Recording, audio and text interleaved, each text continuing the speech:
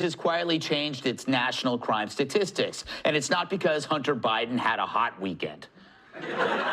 Originally, the FBI said violent crime fell in 2022 by 2.1%.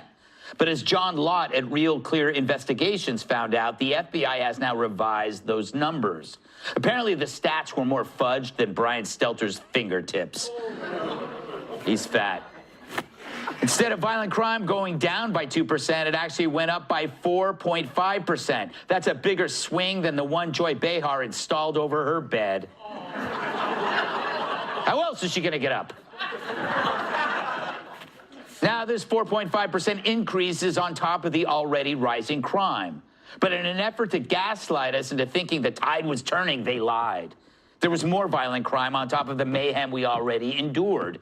The libs not only flunk math, but ethics as well. Up is down, down is up. If libs ever started designing elevators, we're Now, we got a lot of Dems watching, and I want to make sure that they get it. Because for months, they've told us violent crime has gone down since Biden was elected.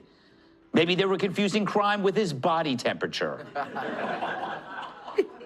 But they told us that, like the railing around Joe's toilet, his policies were making things safer.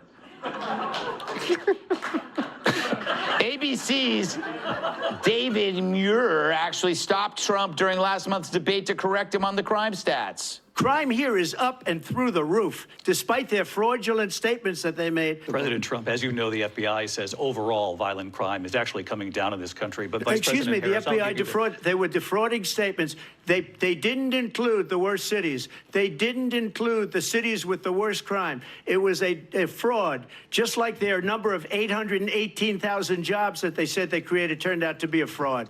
Yeah, all right, you can applaud. Why not? Clapping is healthy. So why did Muir do that? Perhaps it was Muir's first threesome, and feeling left out, he was compelled to insert himself into the action. Such a weird joke. But he took it on himself to debate the Republican, which happens in every debate. And it would have been fine if maybe he was right, but he wasn't. But all the Democrats telling us violent crime is down, they were wrong. It's a weird phenomenon. Democrats claim crime is down, but every time there's a shooting in America, they call for more gun control, huh?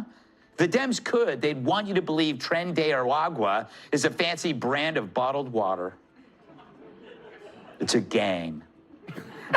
Fact is, Democrats have always lived in a fantasy world when it comes to crime. When it comes to fooling themselves, they're as honest as Doug Emhoff telling a nanny, "I'll only put it in a little."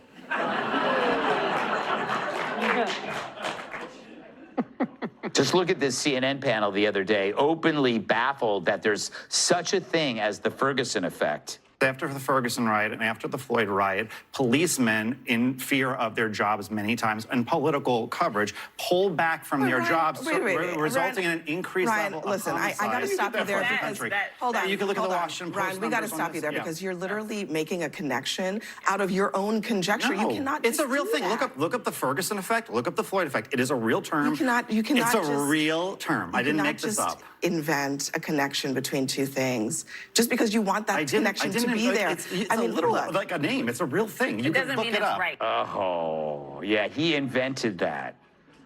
No, the Ferguson effect is a real thing. The George Floyd effect is a real thing. CNN has covered this real thing before, which is proof that even their employees don't watch their crap. Hell, get this. The Ferguson effect denier, Abby Phillip, even wrote about it when she was at the Washington Post. Yet now she pretends she's never heard of it. Why? The fact is, when you demonize police and punish them for doing their jobs, violent crime goes up faster than my blood pressure does when I have to share an elevator with Judge Jeanine. So crime went up, not down. But Dems always get two different things confused. It's the same problem they have with bathrooms. Which one gets potpourri and which one gets penises? And as always, libs who live in a bubble are always astonished when somebody bursts it. No wonder trust in legacy media is lower than Tim Walz's sperm count. A recent Gallup poll found that only 31% trust the media to be accurate at even a fair amount. And 36% have no trust at all. So in the end, legacy media has no way to deal with facts, so they just shut it down like a public bathroom when they see Jerry Nadler approaching. They shut it down. Oh, go Nadler. Don't go Nadler. Go, Ned. But they'll shut you down and they shout you down. They need to strenuously reject reality because their worldview can't survive contact with the truth. They're like Kamala last night, or Kamala every night. And they need to be so smug about it because otherwise the shame would crush them. Look, vote for whoever you want, but if it's based on a bunch of lies, it's not our fault for reminding you. In fact, you might say it's our job. Maybe David Muir should give it a try.